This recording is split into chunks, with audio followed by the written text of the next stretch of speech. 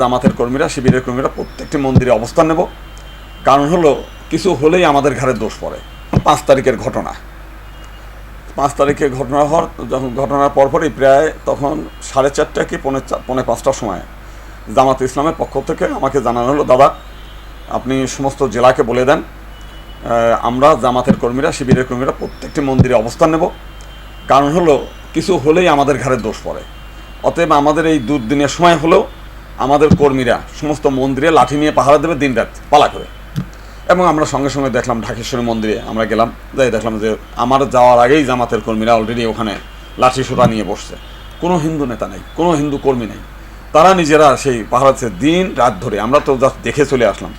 পরবর্তীকালে দেখলাম যে এটা নিয়েও একটা মানুষ সমালোচনা করবে। শেষ পর্যন্ত আমাদের হিন্দু মহাজোটের ছাত্র সংগঠন আছে, তাদেরকে দায়িত্ব দিলাম ঢাকেশ্বরী মন্দির, রমনাকালী মন্দির সহ বাংলাদেশের বেশ কয়েকটা মন্দিরে।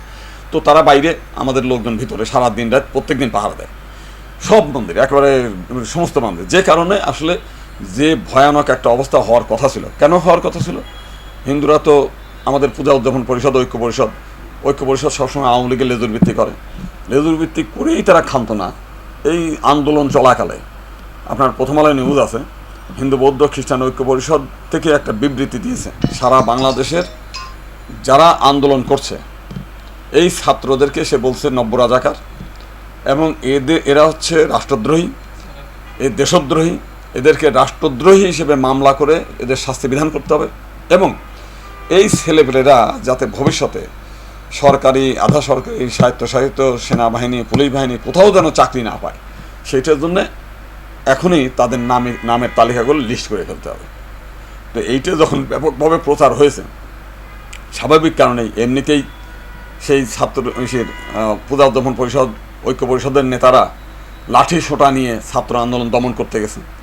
এই 5 তারিখে পদত্যাগের আগের দিনেও যখন আওয়ামী লীগের নেতারা সব জায়গায় ঘোষণা দিয়েছে তাদেরকে প্রতিহত করবে, তাদেরই করবে, সেখানে রংপুরের হারাধন রায় নামে একজন ভদ্রলোক, সে হচ্ছে ওখানকার আওয়ামী লীগের থানা সভাপতি, সে হচ্ছে রংপুর মহানগরের হচ্ছে আবার পূজা উদযাপন পরিষদের সভাপতি।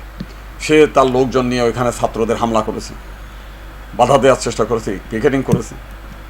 তারাও তাকে উল্টা যখন হয়েছে তখন তাকে ধরে পথেই পিটিয়ে মেরে ফেলেছে। ওই দিন শুধুমাত্র হারাধন একা মারা গেছে তা না, আমাদের নরসিংদীতে 7 জন আওয়ামী লীগের পদস্থ কর্মকর্তা ওই তারা হামলা করতে গেছে একটা রাস্তায়, তারা বেশ কয়েকজনকে আহত করছে, গুলি টুলি করছে। এরপরে তারা প্রতিহত করার পরে পিটিয়ে কয়েকজনের মারছে, এমনকি একজন মসজিদের মধ্যে 2-3 জন ঢুকছে, সেখানে মসজিদের মধ্যেও পিটিয়ে মারছে। এবং ওইবারে কিন্তু আওয়ামী লীগের প্রায় 50 থেকে 55 জন নেতা মারা গেছে, তার মধ্যে হিন্দু একজন। তো এটা মূলত হচ্ছে পলিটিক্যাল। আমি যখন একটা জিনিসগুলো আমি সবসময় বলতে চাই, যদি এদেশে আমরা হচ্ছে সংখ্যায় কম, মাইনরিটি, আমরা যদি মাইনরিটি হিসেবে থাকি তাহলে কিন্তু আমার সমস্যা হচ্ছে না। কিন্তু যখনই আমি ওনার পক্ষে, ওনার রাজনৈতিক গেম করে ওনার পক্ষে যখন আমি আপনাকে হামলা করতে যাব, তো আপনি তো পাল্টা হামলা করবেনই, কারণ তখন তো আমার পরিচয় হচ্ছে রাজনৈতিক পরিচয়। তো এই ঘটনাগুলো ঘটছে। আজকে দুঃখজনক যে বিষয়টা দেখলাম, আমাদের ভারতের কিছু টিভি চ্যানেল সাতক্ষীরার কলারোয়ার এক আওয়ামী লীগ নেতার একটা হচ্ছে মন্দির, চাইনিজ রেস্টুরেন্ট, মন্দিরের মতো করে করা বানা, সেই চাইনিজ রেস্টুরেন্টটাকে পুড়ায় দিচ্ছে। সেটা তারা ওই ভিডিওতে দেখাচ্ছে, এটা মন্দির পুড়ায় দিচ্ছে, ভিডিও বানাইছে।